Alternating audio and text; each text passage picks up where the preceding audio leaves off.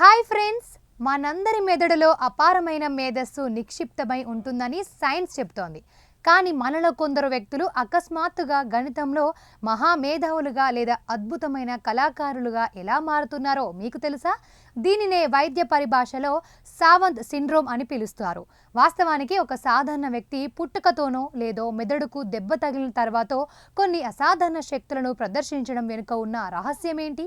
ఈ పరిశోధాత్మక ఫీచర్లో మానవ మేధస్సులోని ఆ అందచిక్కని కోణాన్ని పరిశీలిద్దాం. అమెరికాకు చెందిన జాసన్ ప్యాడ్జెట్ అనే వ్యక్తికి ఒక గొడవలో తలకు తీవ్రమైన గాయమైంది. అంతవరకు గణితం అంటే అస్సలు ఇష్టం లేని ఆ వ్యక్తి ఆ దెబ్బ తగిలిన తర్వాత ప్రతి వస్తువును జ్యామితీయ ఆకారాల్లో చూడడం మొదలుపెట్టాడు. నేడు అతను ప్రపంచ ప్రసిద్ధ గణిత శాస్త్రవేత్తగా గుర్తింపు పొందాడు.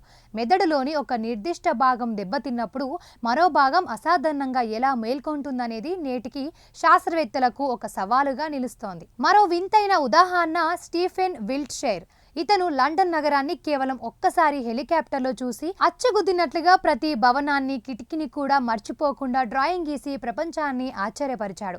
దీనిని ఫోటోగ్రాఫిక్ మెమొరీ అని పిలుస్తారు. వాస్తవానికి మన మెదడులోని హిప్పోకాంపస్ భాగంలో సమాచారం స్టోర్ అయ్యే విధానం ఇతరుల కంటే భిన్నంగా ఉండటం వల్లే ఇది సాధ్యమవుతుందని నిపుణులు వివరిస్తున్నారు. తాజా న్యూరోలాజికల్ విశ్లేషణల ప్రకారం మనందరి మెదడులో ఈ శక్తులు నిగూఢంగా ఉంటాయి. కానీ మన లెఫ్ట్ హెమిస్ఫియర్ ఇచ్చే లాజికల్ కంట్రోల్ వల్ల వాటిని మనం వాడలేకపోతున్నాం. ఒకవేళ ఆ నియంత్రణ తప్పినప్పుడు కుడి మెదడులోని సృజనాత్మక శక్తులు ఒక్కసారిగా విస్ఫోటనం చెందుతాయని పరిశోధకులు అంచనా వేస్తున్నారు. దీనినే లేటెంట్ ఇంటెలిజెన్స్ అని పిలుస్తారు. సావంత్ సిండ్రోమ్ బారిన పడిన వారిలో చాలా మందికి సినెస్థీషియా అనే వింత లక్షణం కనిపిస్తుంది. వీరికి అంకెలు రంగులుగా కనిపిస్తాయి, శబ్దాలు రుచులుగా అనిపిస్తాయి. ఈ వింతైన ఇంద్రియ అనుభూతుల వల్లే వారు వేల సంఖ్యల గుణకారాన్ని సెకన్లలో చేయగలరు. మెదడులోని వివిధ నరాలు ఒకదానితోకటి అసాధారణంగా అనుసంధానం కావడం వల్లే ఈ అద్భుతం జరుగుతుందని వైద్య నిపుణులు ధృవీకరిస్తున్నారు. ఇది మనిషి శరీరంలోనే ఒక వింతైన బయోలాజికల్ వైరింగ్.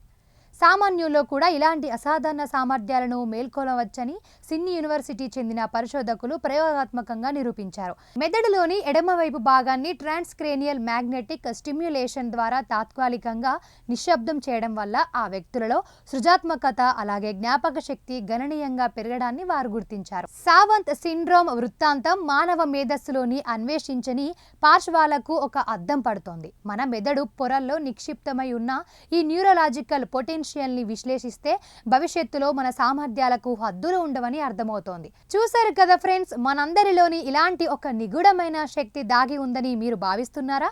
మీ అభిప్రాయాలను కామెంట్స్లో పంచుకోండి. మరిన్ని ఆసక్తికర కథనాల కోసం ఛానల్ను సబ్స్క్రైబ్ చేయండి.